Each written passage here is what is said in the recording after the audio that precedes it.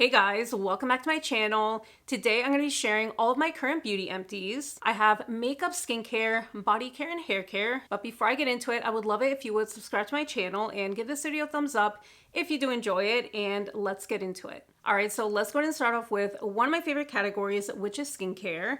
And I went through two of the Garnier SkinActive Micellar cleansing waters. This is the one with hyaluronic acid and aloe, and it says it is for all skin types, even sensitive skin, which I do agree with. I have been able to use this one with zero irritation and no redness at all. This one is really nice and gentle. It's lightly hydrating and it does leave my skin feeling really clean without feeling stripped. So I use this one pretty much every morning, and I did repurchase it, but I didn't find this exact one when I was at Marshall's recently. So I did pick up the one in the pink cap, and that one has been working great for me as well. The Byoma Milky Moisture Cleanser. This one has a triceramide complex with oat extract and panthenol, and this one I found to be really nice and soothing on my sensitive skin. But I didn't know at first that you're supposed to use this one on dry skin. So when I first started using it, I was adding water to my face first, but then I realized that you're supposed to use it on dry skin, and I ended up loving it even more. This is a really good cleanser, very gentle, but it does leave my skin feeling really nice and clean and lightly moisturized. I do want to repurchase it, but I'm gonna hold off for a little bit longer, or at least until I finish up at least one of the cleansers that I have. Another cleanser, this is the La Roche-Posay Hydrating Gentle Cleanser, and this to me is almost exactly like the CeraVe Hydrating Facial Cleanser, which is one of my favorites. And every once in a while, when I want to use an actual cleanser with water in the morning, I like to reach for that one because it is really gentle and it leaves my skin feeling really soft. So this one to me is almost identical. I honestly can't really tell you the difference. I don't know that I would repurchase this one just because I really love the CeraVe Hydrating Facial Cleanser, and I don't really feel the need to purchase this one in a full size. But I'm glad I got to try it. I was curious about it,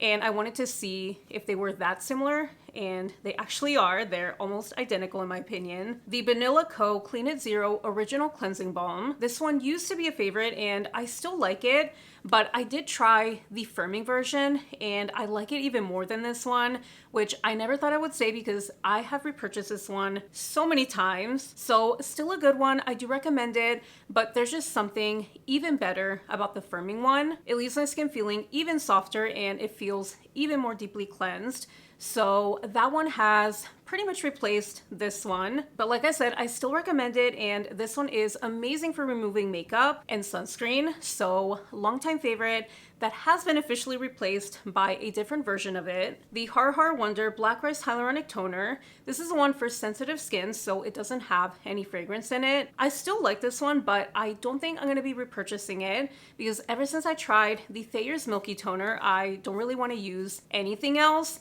I just love how hydrating that one is. And this one is really hydrating, don't get me wrong, but it is a much thinner texture, so it almost feels like you're applying water to your skin. So just for me, I've noticed that the Thayer's one leaves my skin feeling even more hydrated, and I don't feel the need to use quite as much product. So I'm not gonna repurchase it, at least not yet. Maybe I will treat myself to it in the future because like I said, I still really like it. I went through two different hypochlorous acid sprays. So this one from Milani, this is the Clean Start Prep Step. This one I did already repurchase, and I just really like this one. Milani was having a buy two get one free at Ulta, so I went ahead and got it, and I also got a couple more things. This one from Prequel, this is another hypochlorous acid spray, and this one is called the Universal Skin Solution Dermal Spray for face and body. Also really good. I really don't know the differences between them, so to me they're pretty much the same. I really liked the bottle as well.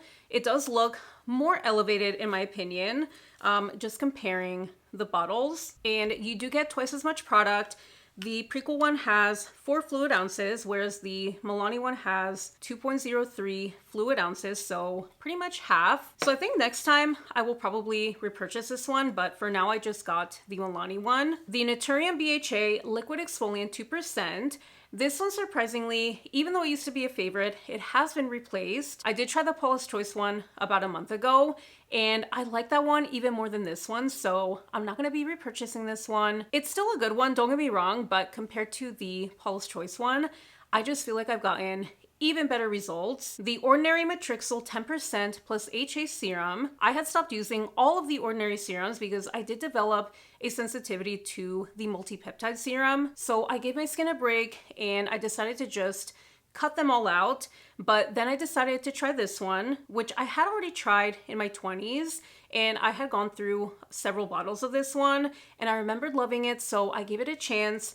And so far I haven't had any irritation or redness. So I did repurchase this one already. It's really plumping and hydrating, and that one I only use at night. And then this one from Beauty of Joseon. This is the Calming Serum with green tea and panthenol. This one was nice, but I don't think I would repurchase it. I just feel like I went through it so quickly and I didn't feel like it really did much for my skin. So it felt nice. I did really like the texture, but I do feel like this one is a little too pricey for me to keep repurchasing. I have a couple of products from Curology. This is the Gel Moisturizer, which is pretty much just a super basic lightweight gel moisturizer. So this one has been working perfectly for me. It doesn't cause any irritation, it doesn't clog my pores, but it leaves my skin feeling super hydrated. So I am on my second bottle of this one. I love that this one absorbs really quickly and it doesn't feel super sticky or tacky on my face because it is so lightweight. And then the Curology Custom Treatment. This one I've been using for several years. I think pretty much since 2019. I did start off with a slightly different formula, so the tretinoin was a little bit lower, but right now I have the tretinoin 0.018%, clindamycin phosphate 1%, and azelaic acid 8%. So this one I apply over top of the gel moisturizer, and it doesn't cause any sort of redness or dryness that way. The ROC Retinol Correction Line Smoothing Eye Cream. This one I also use on the nights that I use my Curology treatment, and I really like it because it's not a super thick and heavy eye cream. It doesn't cause any sort of milia on my under eyes, which is something that a lot of different eye creams have caused for me in the past, but this one has been working great. I just feel like my under eyes have been looking smoother since I started using this, and my fine lines are a little bit less visible.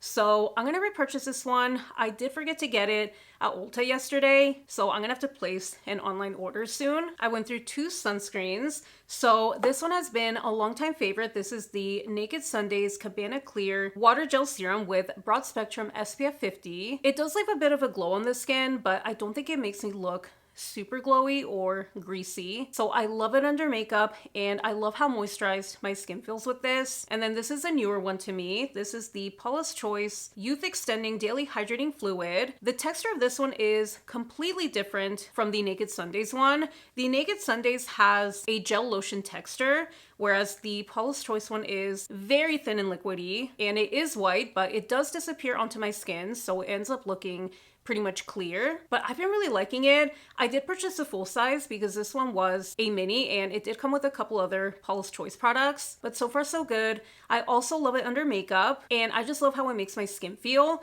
It doesn't give any sort of glow, so I would say it has more of a natural finish, but both are really good, and I already replenished the Naked Sundays one. The Laneige Lip Sleeping Mask. This is in the Eggnog Latte scent, which smells really good. It smelled like a chai latte to me, so a really yummy scent.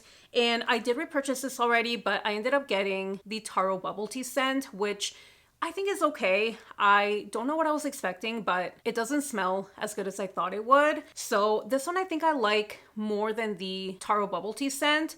It just has a really sweet and warm and comforting fragrance. Yeah, it takes me right back to the holidays. And then this one from Ulla Henriksen. This is the Pout Preserve Peptide Lip Treatment. And this one I love as well. I do want to try another scent though, because I do like this one, but I just want to see what else they have. And this is in the original fragrance, which does smell sweet and citrusy, but I love how this one makes my lips feel, and it does stay on all night long, just like the Laneige Lip Sleeping Mask. So let me know if you guys have tried any other scents in this and which ones you recommend, because I do want to try another one. Okay, moving on to body care. I have 3 hand soaps from Bath & Body Works, and these are the Gentle and Clean Foaming Hand Soaps, which I think are really nice. And I really only buy these when they do go on sale, so I never pay more than like $4 to $6 for them. So I think they're worth it, but maybe not full price. I do run through them super quickly, so I don't think they'd be worth it to pay full price. So this one is the Endless Weekend scent. The fragrance notes are Sunkissed Magnolia, Fresh Orange, and Blue Coconut Water. This was a nice scent, but I don't think I'd repurchase it. I liked it, but compared to the other two, I just didn't love it. Bergamot and Cedar, which has notes of fresh bergamot, white musk, and cedar wood. I definitely like this one more than the Endless Weekend scent. It smelled a little bit fresher with a hint of muskiness and the cedar wood. So really nice and cozy, but also really fresh. And then Book Loft, which comes in my favorite bottle out of the three of them. It has crisp bergamot, woods, and a warm blanket. So cozy and musky with a bit of a woodsy scent.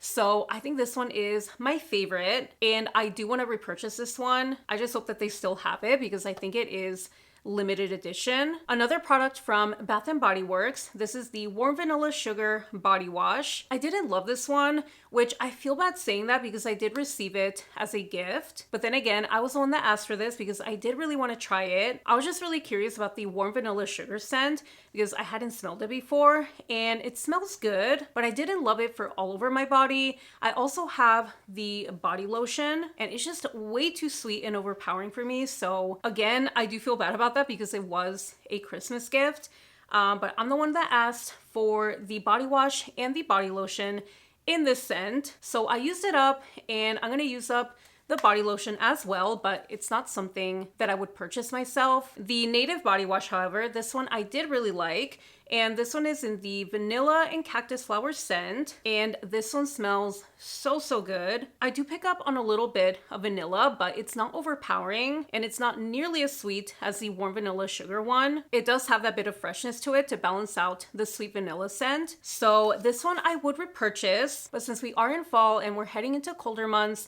I do want to try one of their holiday scents. I don't know that they've released any yet, but if and when they do come out with them, I do want to get one because I always really like their holiday fragrances, and Native body washes in general, I always end up liking. I just love how they leave my skin feeling, and these are sulfate free, which I do prefer when it comes to body wash. The Naturium Biolipid Restoring Body Lotion.